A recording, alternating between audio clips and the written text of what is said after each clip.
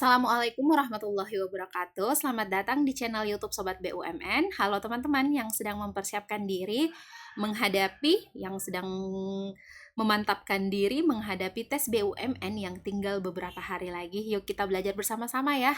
Tapi sebelum kita melangkah membahas soal-soal, sebelumnya saya ingin mengajak teman-teman untuk mendaftar di tryout kami di Sobat BUMN. Di sana teman-teman bisa mengakses berbagai jenis soal yang akan menambah referensi soal-soal teman-teman, sehingga pada saat tes nanti teman-teman akan terbiasa mengerjakan jenis-jenis soal BUMN. Baik, untuk soal yang pertama. Di sini ada verbal logika reasoning ya teman-teman. Jadi ada teks cerita yang disajikan, kemudian teman-teman akan diminta untuk menyimpulkan teks tersebut. Nah, caranya teman-teman untuk menghargai waktu yang sangat singkat, sangat mepet, teman-teman hanya perlu langsung melihat soalnya. Nah, di sini ada soal nomor 1. Piket pagi akan berakhir pada pukul 14.00 WIB. A. Simpulan adalah salah, B. Simpulan adalah benar, C. Tidak dapat disimpulkan. Nah, sebelum itu saya menginformasikan ya teman-teman. Jadi simpulan dikatakan salah itu jika apa yang menjadi simpulan dalam soal itu tidak sesuai dengan apa yang ada pada teks bacaan. Oke? Kemudian simpulan adalah benar jika simpulan pada soal ini itu sesuai dengan apa yang ada di bacaan. Sedangkan untuk tidak dapat disimpulkan itu ketika apa yang menjadi simpulan dalam soal ini itu memiliki dua kemungkinan. Jadi kemungkinan satu bisa seperti itu, kemungkinan duanya bisa juga seperti itu. Jadi diberikan dua informasi tetapi tidak jelas atau tidak rinci dijelaskan di dalam teks bacaan tersebut. Oke, jadi kita lihat untuk nomor 1, piket pagi akan berakhir pada pukul 14.00. Nah, kita langsung scanning saja teman-teman. Di sini dikatakan bahwa jadwal piket berlangsung selama 7 jam, tidak termasuk jam istirahat. Nah, 7 jam ya. Sekarang kita scanning lagi, kita baca cepat. Di sini dikatakan piket pagi. Nah, ini kan piket pagi. Nah, di sini ada piket pagi dimulai pada pukul 6.00. Nah, kalau 6.00 dimulainya, berarti kalau 7 jam itu, berarti selesainya adalah pukul 13.00 ya. Oke, berarti untuk simpulan 14.00 ini adalah jawabannya salah. Berarti jawaban yang paling tepat ada di pilihan jawaban A. Oke, untuk soal berikutnya ada number sequence teman-teman. Jadi ini bentuk deret angka ya. Tapi caranya kita diminta untuk mencari dari kelima opsi jawaban antara A, B, C, D, dan E yang kemungkinan benar mengikuti pola deret yang dicetak tebal. Oke, jadi kita perhatikan. Saya ganti warna dulu ya. Nah, kita cari polanya dulu ya teman-teman. Kalau kita lihat ini 5 ke 8 itu kan ditambah 3 ya. Nah, yang di sebelah kanan juga ini juga ditambah 3. Maka kita akan coba pola melangkah 1 ya teman-teman. Nah, seperti ini. Berarti untuk 1/2 ini polanya akan seperti ini ya. Nah, kita lihat 1/2 ke 1. 1/2 ke 1 itu berarti ini dikali 2 ya. Ini ditambah 3 berarti. Ini juga ditambah 3. Ini dikali 2. Ini ditambah 3. Ini dikali 2.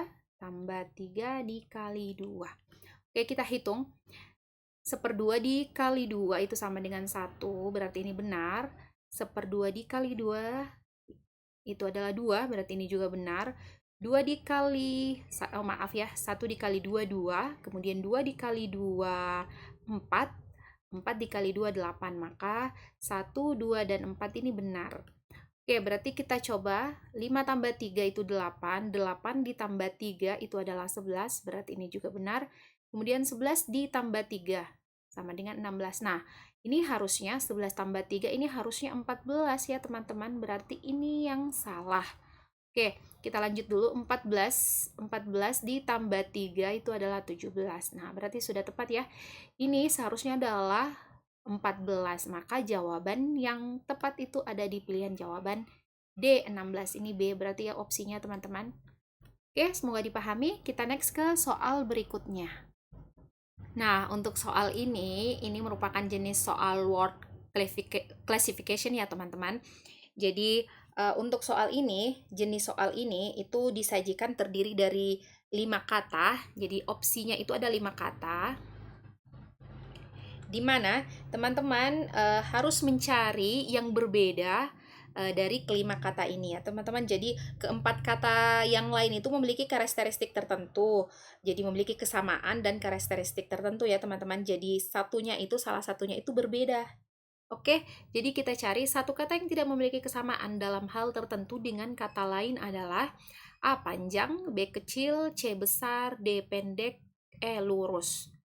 Nah, kalau menurut saya jawaban yang paling tepat itu ada di pilihan jawaban E. Yang berbeda itu adalah lurus. Kenapa? Panjang, kecil, besar, dan pendek ini menunjukkan klasifikasi dalam ukuran ya teman-teman. Jadi ini menunjukkan suatu ukuran, sedangkan lurus itu bukan sebuah ukuran. Oke, jadi panjang, kecil, besar, pendek itu adalah definisi ukuran untuk benda tertentu, sedangkan lurus itu tidak mendefinisikan ukuran pada benda tertentu ya teman-teman. Oke, dipahami ya. Kita lanjutkan ke soal berikutnya. Oke, untuk soal yang terakhir ada diagram reasoning. Jadi kita perhatikan ada 4 pola perubahan pada gambar ya. Jadi ada 5, 1, 2, 3, 4, 5. Nah, kemudian kita diminta untuk mencari perubahan sesuai pada gambar soal ini. Jadi ini merupakan gambar awalnya, ini adalah gambar hasilnya. Nah, di sini ada pola 3, ini ada 3 ya teman-teman, di sini ada tanda tanyanya. Oke, berarti pertama kita akan ubah gambar awal ini, yang ini gambar awal ya. Kita ubah sesuai dengan pola 3. Nah, yang mana pola 3 berarti kita akan mengikuti pola yang ini. Jadi gambar awal ini, gambar awal pada pola 3 berubah menjadi gambar hasil yang di sebelah kanannya ya berarti teman-teman. Nah, kita perhatikan kalau kita lihat ini merupakan gambar awal ini merupakan pencerminan. Jadi kalau kita cerminkan dengan garis horizontal, cermin horizontal akan membentuk gambar hasil yang ini, teman-teman. Oke, bisa dibayangkan ya. Jadi kalau gambar awal ini kita cerminkan pada garis horizontal, pada cermin horizontal, itu akan membentuk gambar hasil yang ada di sebelah kanan pada pola 3 ini. Oke, berarti gambar ini juga kita akan cerminkan pada garis horizontal. Kita buat dulu cermin horizontalnya. Kemudian kita cerminkan, berarti ini akan membentuk seperti ini ya. Oke, maaf ya teman-teman, gambarnya kurang menarik. Ini berarti seperti ini ya. Oke, jadi ini hasil dari pola 3 ini. Sekarang, yang ditanyakan ini ya teman-teman, yang ditanyakan ini berarti hasilnya, jadi hasil ini berubah menjadi ini. Oke, itu mengikuti pola yang mana? Jadi ini ke sini, itu mengikuti pola yang mana? Nah, kita cek. Pola 1, jadi kita lihat dulu ya. Ini gambar ini yang kita bentuk dari sebelumnya, yang terjadi sebelum yang ini ya teman-teman, pola 3 ini kan berputar 90 derajat ya, searah jarum jam.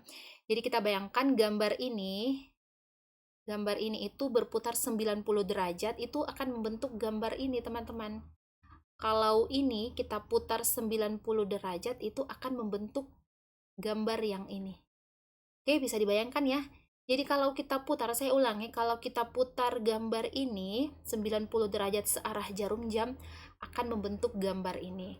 Ini juga gambar yang satunya kalau kita putar 90 derajat searah jarum jam akan membentuk gambar ini. Berarti polanya ini kita cari yang berputar 90 derajat searah jarum jam. Kita lihat untuk pola 1. Gambar ini diputar 90 derajat menjadi gambar ini. Ini juga kalau kita putar 90 derajat akan membentuk gambar ini. Berarti ini kemungkinan jawaban yang benar. Kita simpan dulu. Kemudian kita cek untuk pola 2.